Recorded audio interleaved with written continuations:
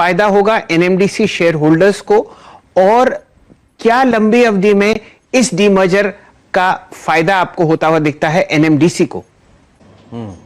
Sir, NMDC के ऊपर majorly broker houses ने थम्स अप दिया है और सबने ये बात साफ किया है कि अगर डीमर्जर होता है तो जो अभी कोटा साहब कह रहे थे, वैल्यू करीब करीब 36 से 37 रुपए होगी डिस्काउंटेड वे पे, 50% के आसपास के डिस्काउंट अगर लगाकर चलते हैं तो।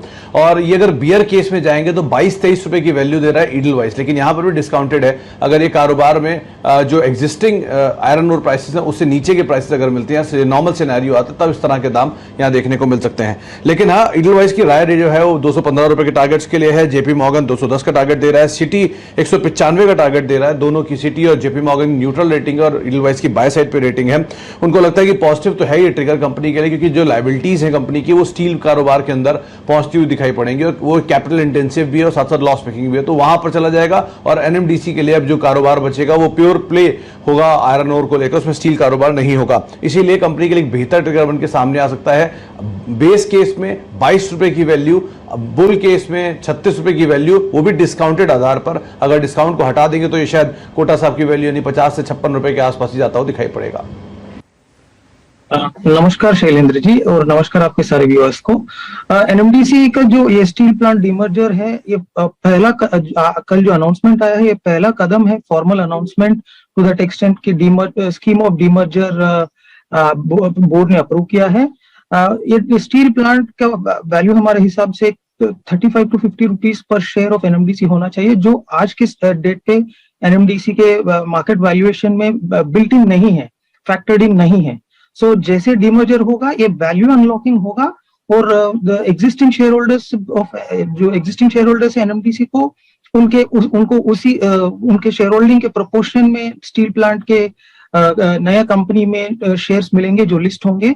तो ये एक तरीके से वैल्यू अनलॉकिंग है एग्जिस्टिंग शेयर होल्डर्स के लिए।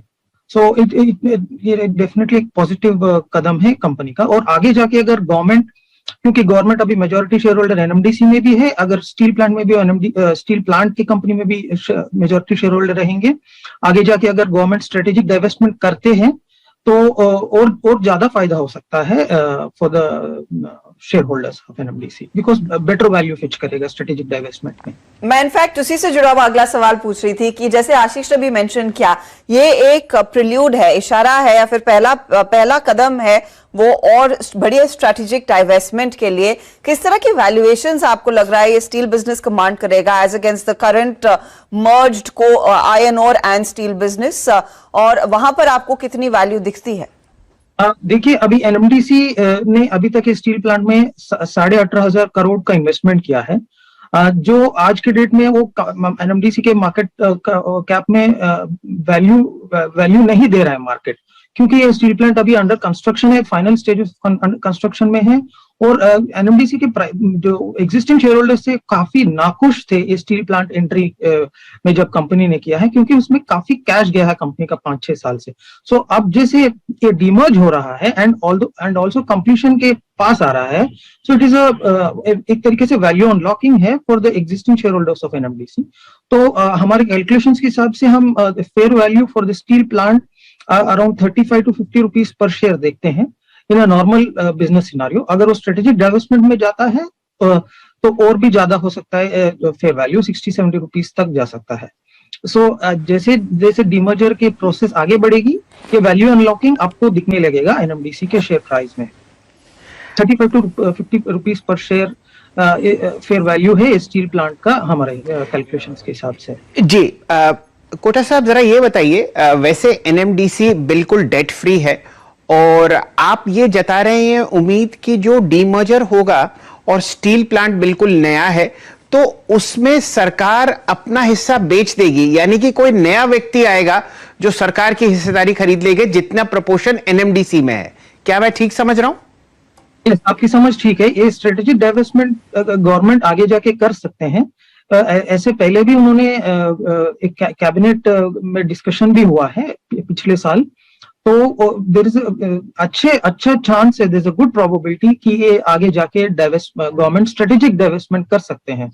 सो बट उसके लिए काफी टाइम है। पहले तो डीमर्जर होके स्टॉक एक्सचेंजेस पे लिस्ट होना पड़ेगा। उसके लिए 100 to 150 डेज का टाइमलाइन दे रहे हैं मैनेजमेंट एनएमडीसी के। और उसके बाद फिर एक स्ट्रेटेजिक डाइवेस्टमेंट एक अपने में लंबा प्रोसेस है। आगे जाके तो हो सकता है, गवर्नमेंट ने इंटेंशन बताया है पिछले साल की जी स्ट्रेटेजिक डाइवेस्टमेंट के और जी प्रशांत जी, यहां पर काफी सारे इफ्स और बट्स हैं। ये मान के चलिए कि ये सारी बातें आपको अनुकूल तरीके से होती हुई दिख रही हैं। 2 साल का लक्ष्य आप एनएमडीसी पर साधिए। फिलहाल आपके सामने 8 के पीई पर और 4.5% डिविडेंड यील्ड पर एनएमडीसी आपको मिलता हुआ।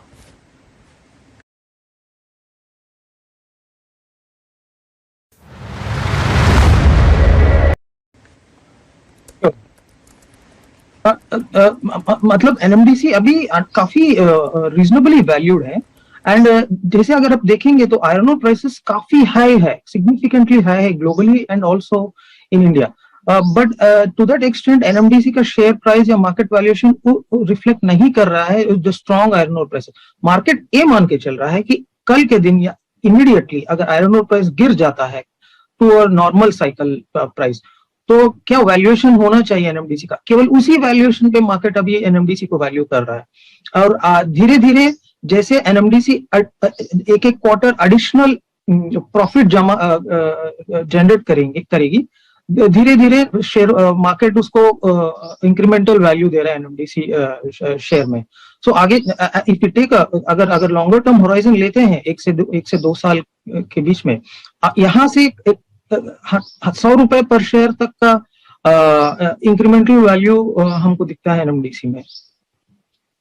यहाँ पर तगड़ी वैल्यू अनलॉकिंग होने की तैयारी। बहुत बहुत शुक्रिया हमारे लिए समय निकालकर अपनी राय देने के लिए एनएमडीसी पर। ये इनफैक्ट कल स्टॉक थोड़ा सा एक्शन में जरूर आ रहा था, आज देखते कितनी 40 की मजबूत होती है। रचना वैद, इस पर एक कैश मार्केट के ट्रेडर्स के लिए टेक्निकल, अच्छा रचना है नहीं, क्या आशीष है हमारे साथ, उनसे बात कर लेंगे।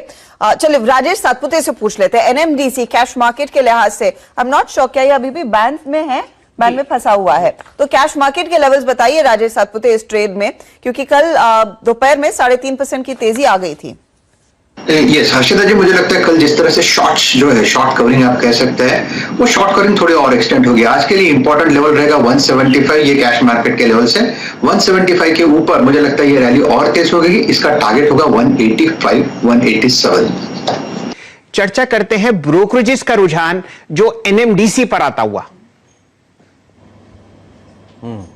सर एनएमडीसी के ऊपर मेजरली ब्रोकर हाउसेस ने थम्स अप दिया है और सबने ये बात साफ किया है कि अगर डीमर्जर होता है तो जो अभी कोटा साहब कह रहे थे, वैल्यू करीब 36 से 37 रुपए होगी डिस्काउंटेड वे पे, 50% के आसपास की डिस्काउंट अगर लगाकर चलते हैं तो।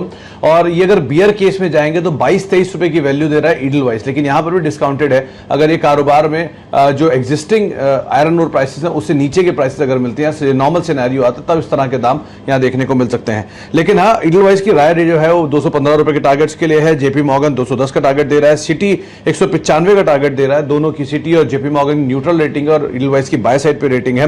उनको लगता है कि पॉजिटिव तो है ये ट्रिगर कंपनी के लिए, क्योंकि जो लायबिलिटीज है कंपनी की वो स्टील कारोबार के अंदर पॉजिटिव दिखाई पड़ेंगे और वो कैपिटल इंटेंसिव भी है और साथ साथ लॉस मेकिंग भी है, तो वहां पर चला जाएगा। और एनएमडीसी के लिए अब जो कारोबार बचेगा वो प्योर प्ले होगा आयरन ओर को लेकर, उसमें स्टील कारोबार नहीं होगा। इसीलिए कंपनी के लिए एक बेहतर ट्रिगर बन के सामने आ सकता है। बेस केस में 22 रुपए की वैल्यू, बुल केस में 36 रुपए की वैल्यू, वो भी डिस्काउंटेड आधार पर।